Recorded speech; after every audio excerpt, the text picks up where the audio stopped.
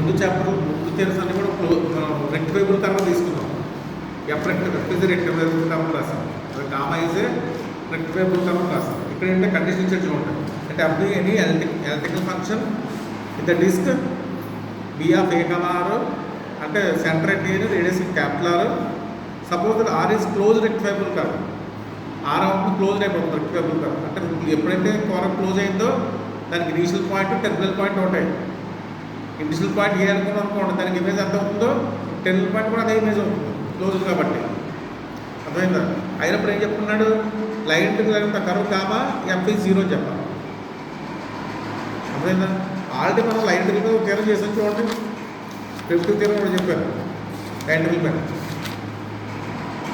చూడండి ఎఫ్లో G to C continuous function అయినప్పుడు క్యాపిటల్ ఎఫ్ అనేది ప్రిమిటివ్ కనుక అయితే రైట్ అంత curve comma F equal to F of capital F of beta minus capital F of of అని రాసాం.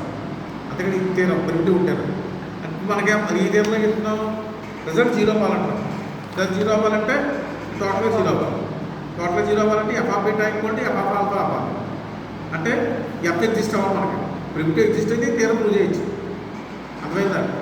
ఈ ప్రిమిటివ్ ఎగ్జిస్ట్ అయితే ఎలా మనం తీసుకున్న కర్వ్ రెక్టిఫైబుల్ క్లోజ్ కర్వే కాబట్టి ఎఫ్ ఆఫ్ బీటా కూడా ఎఫ్ ఆఫ్ ఆల్ఫా అలా అయిపోతుంది. అంటే క్యాపిటల్ ఎఫ్ అనేది ఎగ్జిస్ట్ అయిందని చెప్తే ఈ థియరం అప్లై చేయొచ్చు. మనం స్మాల్ ఎఫ్కి ప్రిమిటివ్ ఉందని చెప్తే ఈ థియరం ప్రూవ్ చేయొచ్చు. కాబట్టి మనం థియరంలో ఏం ప్రూవ్ చేయాలి, ఇంటర్వ్యూ ఎలాంటి curve comma close curve comma F 0 అని చెప్పాలంటే ఫస్ట్ మీరు ఎఫ్ ప్రిమిటివ్ ఉందని చెప్పాలి. ప్రిమిటివ్ ఉందని చెప్తే capital F of beta minus capital F of alpha వస్తుంది. ఎలా క్లోజ్ కర్వ్ కాబట్టి బీటా ఎఫ్ ఆఫ్ బీటాను ఎఫ్ ఆఫ్ ఆల్ఫా ఈక్వల్ అయిపోతే 0 రిజల్ట్ 0 వచ్చేస్తుంది. అర్థమైందా? ఇక్కడ మనం ఏం చెప్పాలి, థియరం ప్రూవ్ చేయాలంటే primitive of small F exist అని చెప్పాలి. అర్థమైందా?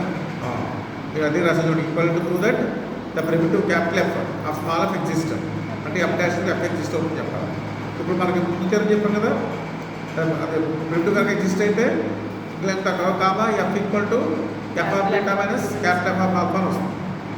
వేరే alpha beta are initial and end points of the curve తీసుకున్నాం. ఎప్పుడైతే కర్వ్ అయిందో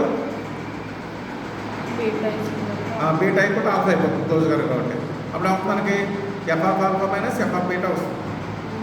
F of alpha minus f of alpha వస్తుంది 0 అయిపోయింది. ఇది ఎప్పుడు ప్రూవ్ అయింది మనకి, ప్రిమిటివ్ ఎగ్జిస్ట్ అయితే ఆ ప్రిమిటివ్ ఎగ్జిస్ట్ అని చెప్పాలి. తర్వాత ఏం చేస్తాం చూడండి. So we have to prove that the primitive of F capital F exist అని చెప్పాలి. ఫర్దర్ ఎఫ్ ఈజ్ ఇచ్చాడు మనకి ఎలక్ట్రికల్ ఫంక్షన్ ఇచ్చాడు. On the ball B of A comma R ఇచ్చాడు. అర్థమైందా? కాబట్టి ఎఫ్ని ఏం చేస్తారంటే ఇప్పుడు ఒక పవర్ సిరీస్ని డిఫైన్ చేయండి. ఎఫ్ని పవర్ సిరీస్ మోడ్లో డిఫైన్ చేస్తాం. Summation of n equal 0 to a n into Z minus A whole power n అని డిఫైన్ చేస్తాం. అది కండిషన్ ఏంటి మనకి modulus of Z minus A less than r. A n అంటే ఏంటి, ఆర్ థియరం ప్రూవ్ చేస్తాం మనం.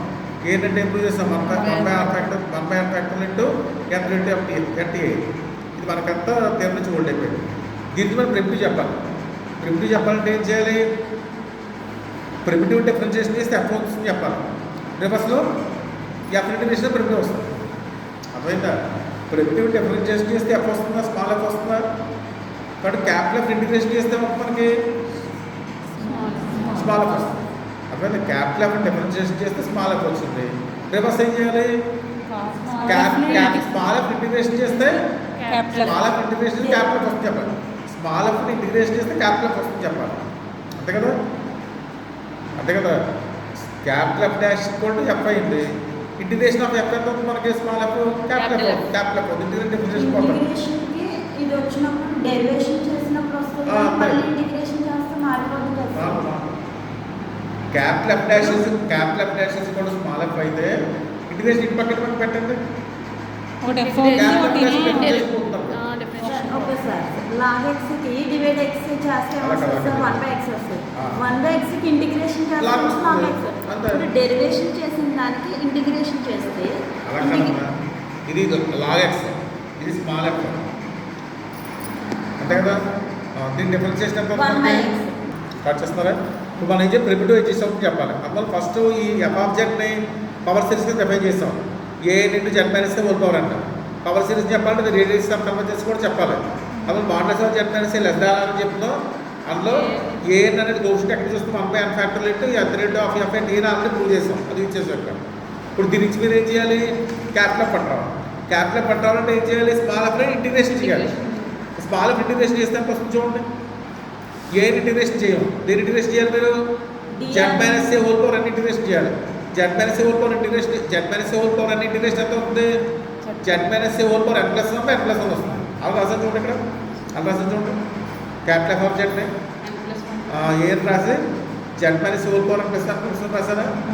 సరిపోయిందా? అప్పుడు దీన్ని డిఫరెన్షియేషన్ చేస్తే ఎంత వస్తుంది? దీన్ని డిఫరెన్షియేషన్ చేస్తే అనుకోండి n+1 ఇంటూ జెడ్ మైనస్ ఏ హోల్ పవర్ n+1 -1 వస్తుంది. అప్పుడు n+1 n+1 క్యాన్సిల్ అయితే ఎఫ్ ఆఫ్ జెడ్ సరిపోయింది. బట్ ప్రిమిటివ్ ఎగ్జిస్ట్ అయింది లేదా? ప్రిమిటివ్ ఎగ్జిస్ట్ అయింది. పవర్ సెన్స్కి తీసుకుంటే ప్రిమిటివ్ ఎగ్జిస్ట్ అయింది. దేర్ ఫోర్ మనకు మళ్ళీ అక్కడ సేమ్ అదే రాస్తాం. Inter level curve gamma F of DR equal to capital F of beta minus small F of capital F of alpha. కానీ క్లోజ్ కర్వ్ కాబట్టి regional part terminal part same అవుతుంది. అప్పుడు beta plus కూడా alpha రాసి ఇచ్చింది. F of alpha minus alpha alpha వచ్చింది, 0 వచ్చింది. But తీరా కంక్లూజన్ ఏం గుర్తు పెట్టుకోవాలి మీరు? కర్వ్ అయినా క్లోజ్ కర్వ్ అయితే దానికి ఇంటిగ్రల్ వాల్యూ 0. అది ఒక కర్వ్ అయినా క్లోజ్ కర్వ్ అయితే దాని ఇంటిగ్రల్ వాల్యూ మనకి ఇప్పుడు 0 అవుతుంది. అప్పుడు సర్కిల్స్కి స్పియర్స్కి ఇలాంటి వాటి మనం కర్వ్ ఇంటిగ్రేషన్ చేస్తాం అనుకోండి. క్లోజ్ కర్వ్స్ కదా అనేది మనకి ఇంటిగ్రల్ వాల్యూ 0 అవుతుంది. అది